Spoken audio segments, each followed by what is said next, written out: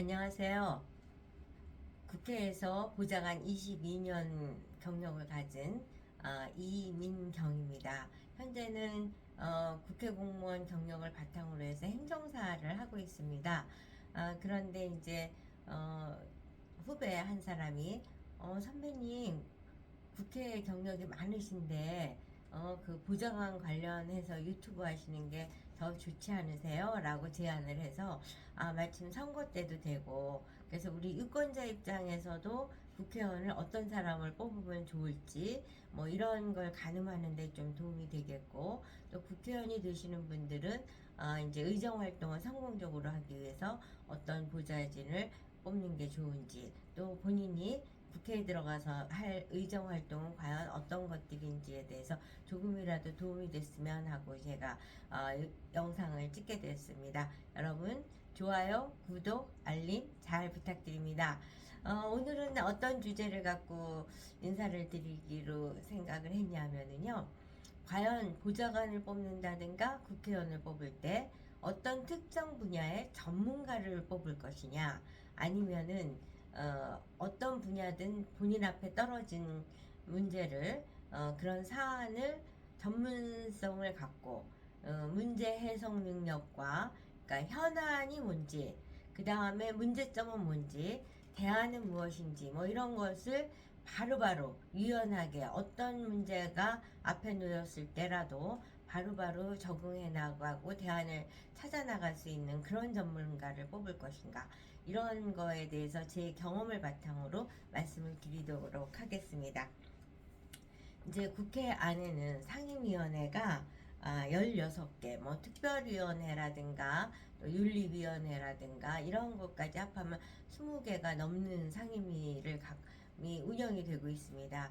각 상임위는 이제 부처별로 우리가 교육부가 있잖아요. 그럼 교육위원회, 보건복지부가 있으면 보건복지위원회, 노동부와 환경부를 해서 환노위 뭐 이런 식으로 이제 위원회가 16가지가 있습니다. 그러면 국회의원이 당선이 되면은 주로 저 사람은 뭐 복지 분야의 전문가라든가 또는 산업 정책에 대한 전문가라든가 외교 통상에 대한 전문가라든가 이런 식으로 이제 해서 해당 상임위를 배정을 받고 활동을 하게 됩니다. 근데 우리가 비례대표를 뽑을 때도 그렇고 국회의원을 뽑을 때도 특정 분야 전문가를 뽑아서 그 사람이 그 분야에서 이제 활약을 하고 어떤 정책적인 부분을 대안을 제시할 수 있는 그런 의정 활동을 기대하고 뽑는 경우가 많은데 사실은 그 전문가에 대한 해석이 제가 국회에서 22년 동안 바라보면서 느끼는 것은 좀 다른 점이 있기 때문에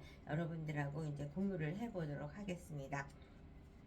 근데 이제 이렇게 전문성을 갖고 배정을 받는데 사실은 상임위를 전반부가 있고 후반부가 있습니다. 그러다 보면은 이제 본인이 전문성을 갖고 있는 상임위 활동을 하다가 후반부에는 또 다른 상임위로도 갈 수가 있고 또는 본인이 생각하니까 저런 다른 분야에 더 관심을 갖고 싶다. 뭐 이러 갖고서는 본인의 전문 분야하고는 전혀 다른 새로운 분야에 이제 상임위로 도전을 해서 배정을 받는 경우도 있습니다. 그래서 이제 제가 보면은 어떤 전문 분야라는 것은 예를 들어서 보건복지 분야다. 그러면 복지 안에도 복지 정책이 있고 또 기금이라든가 보험 그러니까 건강보험도 있고 뭐 이런 식으로 그 기금을 관리하는 부분도 있고 그다음에 식약청도 있고 그다음에 하여튼 그 분야가 같은 보건복지라도 굉장히 여러 가지 분야가 나눠집니다. 그래서 어떤 특정 분야의 전문가라는 거는 그 여러 개 중에서도 아주 일부의 전문가이기 때문에 그 상임위 안에서 커버할 수 있는 영역은 아주 좁아지게 되는 거죠. 그래서 제가 볼 때는 어떤 특정 분야의 전문가보다는 현안이 떨어졌을 때 그 문제의 핵심을 빨리 파악하고 그 다음에 대안을 제시할 수 있는 유연한 사고와 문제의 핵심을 키워드를 찾아낼 수 있는 전문가가 더 제네럴 그래서 제가 슈퍼 제네랄리스트라는 개념을 이제 제가 영상에서 여러 번 사용을 했는데요. 그러니까 특정 분야의 스페셜리스트보다는 슈퍼 제너럴리스트로서 어떤 분야라도 던져지면 바로 문제의 핵심을 찾고 대안을 제시할 수 있는 그런 부분 능력을 갖는 것이 가장 중요하다고 생각합니다. 지금 현안으로 부각되는 의료 정책에 대한 문제점에 있어서도 사실 의사라든가 그 분야 전문가는 이해 당사자의 어떤 한쪽으로 경도될 수 있기 때문에 제3자적인 입장에서 객관적인 대안을 제시하는 데는 좀 한계가 있습니다. 그래서 오히려 슈퍼 제네랄리스트들이 문제 해결에 이제 접근의 속도가 더 빠르다는 말씀을 드릴 수 있습니다. 그래서 우리가 이제 새로운 상임위를 배정을 받게 되면은 예산 개요라는 게 있으니까 예산 개요를 보면은 예산을 보면은 모든 정책을 파악할 수 있게 되고 그 다음에 이제 각 그 산하 기관별로 현황 보고서라는 게 있습니다. 현황 보고서 그러면 현황에 대해서 파악이 되는 거죠. 그렇지만 이제 정부에서 나온 그런 자료는 극히 정부 입장에서 제시된 자료이기 때문에 그 이면과 행간을 읽어낼 수 있는 능력이 이제 가장 중요한 거죠. 그래서 그 스페셜리스트의 한계를 제가 이제 예를 들어서 하나 말씀을 드리면 이제 한참 된 일이긴 하지만 그 의원님께서 법조계에서 활약도 많았고 굉장히 유능하고 지명도도 높은 국회의원이셨습니다. 그럼에도 불구하고 국회에서는 이제 초선 국회의원이신 거죠. 초선과 재선과 삼선은 차이가 많습니다. 왜냐하면 각 분야의 전문가라 하더라도 국회 시스템과 그 회의 진행 방식이라든가 정책 질의, 예산 분석, 또 입법 활동 이런 것들에 새로운 접근을 하기 위해서는 이제 과거에 가졌던 사회적 인지도라든가 전문성만 갖고는 하는 데는 한계가 있거든요. 그래서 국회의원이 되신 다음에 가장 관심 갖는 게 이제 보좌진을 구성하는 데 있는 거죠. 그래서 많은 초선 국회의원분들이 이제 어떤 오해를 하고 계시냐면 여의도 바닥에서 뒹굴던 보좌진은 X다. 참신하고 전문성을 가진 어떤 사람은 스카웃을 하고 싶다. 이런 이제 욕심을 갖게 됩니다. 그럴 수 있는 것이 국회 보좌관이 이제 4급 공무원이고 또 호봉도 25봉이나 되기 때문에 국회 그러니까 공무원 중에서도 급여가 센 편입니다. 그러다 보니까 욕심을 내고 얼마든지 뽑을 수가 있는 거죠. 그래서 변호사를 뽑기도 하고 회계사를 뽑기도 하고 이런 식으로 이제 뽑고 있어서 지금 국회 안에는 변호사이신 이제 보좌진도 꽤 많이 있습니다. 그런데 이제 그분이 그와 같은 의욕을 갖고 멀쩡하게 하버드 대학을 다니고 있는 건강보험, 그러니까 보험의 최고 전문성을 갖고 하버드에서 공부를 하고 있는 분을 이제 스카웃을 해서 그분이 하버드에서 휴학을 했는지 자퇴를 했는지는 모르겠지만 국회로 들어왔습니다. 그러니까 그때만 해도 사실 지금은 하버드 출신들도 꽤 있는 편인데 그때만 해도 이제 뭐 국회 역사상 처음 있는 케이스다 보니까 많은 사람들이 이제 관심을 갖고 주목을 했습니다.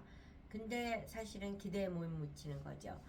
보건복지를 보자면 소관부처 이제 복지가 있고 식약처가 있고 질병관리청이 있습니다.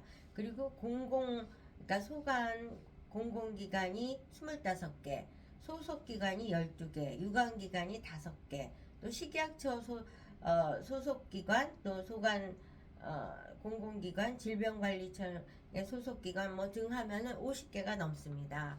그러면 이제 그 50개가 넘는 거에서 그분이 하버드에서 스카우트 한 분은 보건복지부 중에서도 건강보험공단의 이제 기금관리 정책 또 복지정책 정도에 불과하는 거죠. 그래서 그분이 질의서는 이제 이렇게 산하기관이 50개다. 그러면 적어도 가서 국정감사 때 제대로 회의에 참석하려면은 한 산하기관에 5개 정도의 이상의 질의서는 작성을 해야 돼요.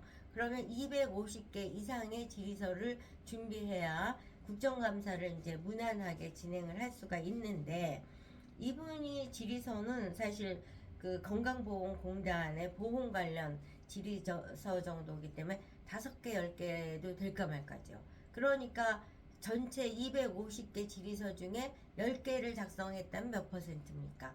이렇게 미세하게 그 보좌관께서 국회 상임위 안에서 커버할 수 있는 영역은 아주 작은 비중에 불과한 거예요. 그래서 결국은 그분이 한 1, 2년도 안 돼서 국회를 이제 그만두게 되신 거죠.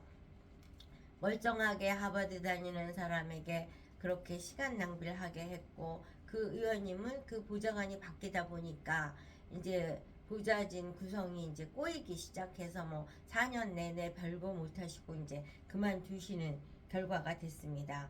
그래서 사실은 많은 분들이 국회 보좌관이 이미 경력을 가진 보좌진들에 대해서 약간 신뢰를 하지 않고 어떤 특정 분야의 전문성을 가진 사람을 스카웃을 하려는 생각들을 가진 경우가 많은데, 그분들께서 이제 와서 국회 오른쪽 왼쪽 동선을 파악하는 것만도 어렵고, 법안 발의를 하려면 어떤 프로세스고 또 어떤 사람에게 조언을 구해야 되는지 이런 거 학습하는 것도 시간이 많이 걸립니다. 그렇기 때문에 저는 이제 국회에서 보좌진으로서 역량을 인정받은 그런 사람을 이제 뽑아야 된다는 점을 강조해 드립니다. 그러면 이제 그거를 이렇게 생각을 하시면 될 겁니다. 왜냐?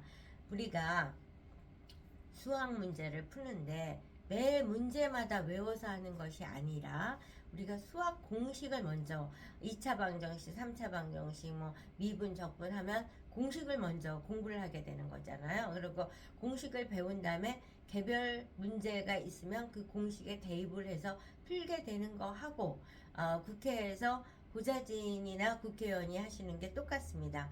일단은 공식부터 공부하고 그 다음에 개별 사안, 스페셜한 그 부분은 대입하는 문제에 불과하는 건데, 이제 일반 기업체나 일반 조직에서는 아마 스페셜리스트가 굉장히 중요한 존재일 수 있습니다. 근데 국회 이렇게 제네랄한 다양한 분야를 다뤄야 되는 이쪽에서는 어떤 스페셜리스트를 뽑기보다는 다양한 분야를 빨리 숙지하고 핵심을 파악하고 현황을 또 파악해낼 수 있고 대안을 제시해낼 수 있는 그 공식 프로세스를 체화시킨 그런 제네랄리스트를 뽑아야지 이제 의정 활동을 성공적으로 할 수 있다는 점을 강조해 드립니다. 그래서 이제 그러니까 한마디로 멀티플레이어죠. 국회 보좌진이라는 위치에 있는 사람들은 이번에 의정보고회를 지금 한 500명 동원하는 장소에서 하고 싶은데 빨리 준비하지. 그러면 보름 만에 그 행사를 참석할 사람, 그 행사의 프로그램을 진행하고 구성할 사람, 또 프로그램에 대한 PPT 준비 등등을 아주 짧은 시간에 다 해내야 되고, 내가 이번에 사법개혁위원회에 속해 있는데 회의가 내일 회의 잡혔거든. 안건은 뭐야? 그거 내일 질의서 오전 9시까지 준비해. 그러면 그거를 거의 도깨비 방맹이를 두들기듯이 해내야 되는 게 국회 보좌진의 역할이고 능력입니다. 그와 같은 거는 스페셜리스트 박사 논문을 쓰는 지구력과 인내심을 갖고 하는 능력을 갖고는 어려운 거죠. 여기는 순발력, 그리고 눈치코치 천단, 뭐 이런 사람이어야지 여의도 바닥에서 버틸 수가 있는 겁니다.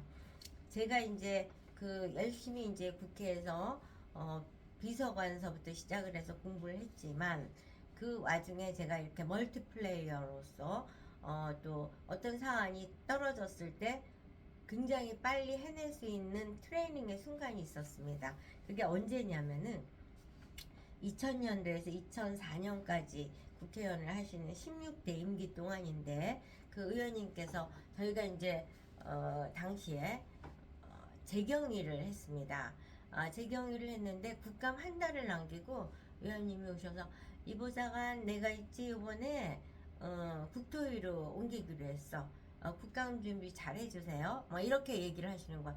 아니 의원님 제 경위를 1월 달서부터 지금 열심히 준비해서 질의서를 지금 잔뜩 준비해놨는데 아니 국토위를 갑자기 건교위를 갑자기 옮기시면은 어떡합니까? 이제 그랬더니 이 부장은 해낼 수 있어. 뭐 이런 식으로 이제 뭐 신뢰인지 하여튼 압박인지 이런 말씀을 주셔서 한 달을 두고 이제 국정감사를 준비를 하게 된 거예요. 그래서 이제 그때 초능력의 발휘를 하게 되는 거죠. 그랬을 때 국토위도 아마 지금 아까 보건복지 상임위 얘기 말씀드렸듯이 한 3, 40개 기관은 될 겁니다. 그러면 일단은 3, 40개 기관의 명칭을 쫙 쓰고 표로 그 기관별로 이제 현안을 이제 찾아내야 되는데 그거는 뭐 소설책을 봐서 되는 것도 아니고 도서관 가서 박사 논문을 봐서 되는 것도 아니고 이제 찾은 거예요. 기자. 이제 그럴 때 현안을 가장 빨리 파악하고 있을 분들은 누구냐면 기자와 그 산하기관별 노조위원장 내지는 사무국장. 그래서 이제 그분들을 각각 다 찾아서 이제 그 기관별의 현안을 적어도 5가지 이상을 이제 빨리 파악을 하는 거죠. 그렇게 파악을 한 다음에 그걸 갖고 이제 기사를 갖고 서치를 해서 왜냐하면 그 제가 만난 기자분이라든가 노조위원장 그런 분들은 이제 현안의 키워드 정도 알려주신 거고 뭐 몇 날 며칠에 무슨 사건이 있었고 전후 사정은 어떻고 이런 거는 이제 기사 검색을 통해서 내용을 채우는 거예요.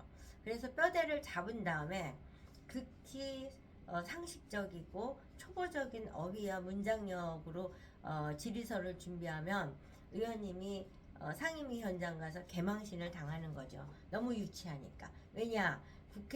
의원님들이 상임위원회 가서 이렇게 보면은 질의의 수준이 초등학생 수준부터 박사학위 수준까지 있는 거예요. 그러니까 핵심적인 촌철살인격이고 모든 국민이 알아들을 수 있는 쉬운 단어도 중간에 한번 건포도처럼 껴넣지만 그 맥락을 설명하는 데 있어서는 전문성이 있는 어휘와 단어들을 사용하면서 질의를 해야지 품격이 유지되는 거거든요. 그러면 이제 질의서 초안을 작성한 다음에 그 다음에 이제 박사 논문을 찾고 전문 서적을 찾아서 전문성이 있는 단어를 키워드로 잡아 넣는 거죠. 그래서 제가 이제 졸지에 한 달 만에 그 수강기간 3, 40개의 수강기간에 각각의 질의서를 3개, 5개 이상을 만드는 이제 그런 초인간적인 능력을 발휘할 기회가 있었던 겁니다.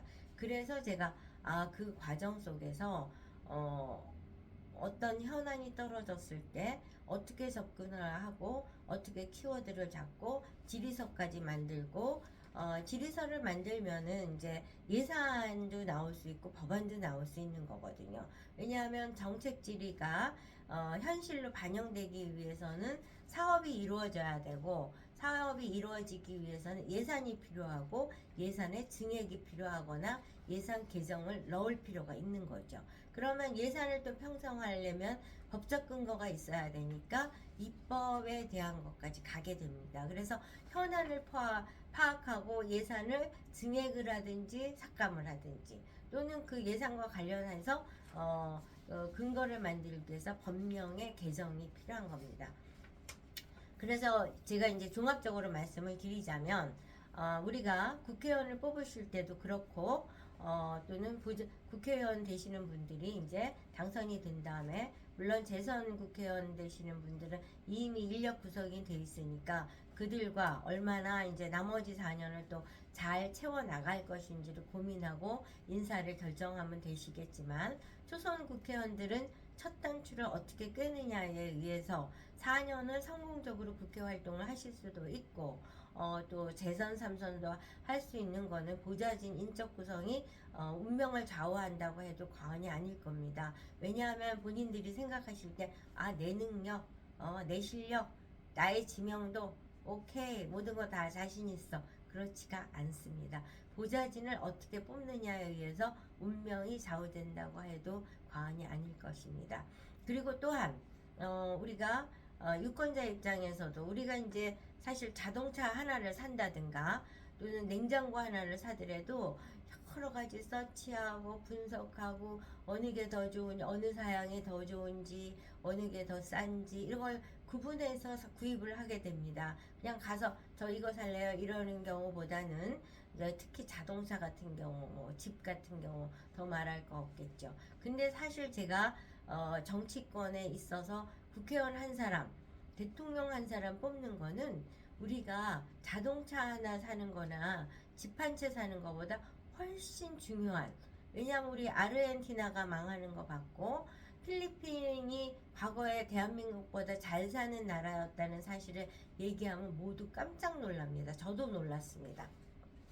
그만큼 지도자, 정치인을 어떻게 뽑느냐에 의해서 그 나라의 명운이 구분이 되기 때문에 우리가 유권자 입장에서 국회의원 한 사람을 뽑는 거는 자동차 한 대를 산다든가 집을 사는 것보다 훨씬 엄선을 해서 선택을 해야 된다고 생각을 합니다. 그런 입장에서 봤을 적에는 국회의원을 선택함에 있어서 스페셜리스트를 찾을 것인지 현안에 대해서 빠른 캐치, 키워드를 잡고 현안 분석을 하고 대안을 제시할 수 있는 그런 정책 전문가를 찾을 것인지 그 부분을 여러분들한테 제시하기 위해서 오늘 영상을 찍었습니다. 여러분 순간의 선택이 우리 대한민국을 결정한다는 생각을 갖고 이제 우리 유권자는 올바른 선택을 해서 국회의원을 뽑는 것이 중요하고요.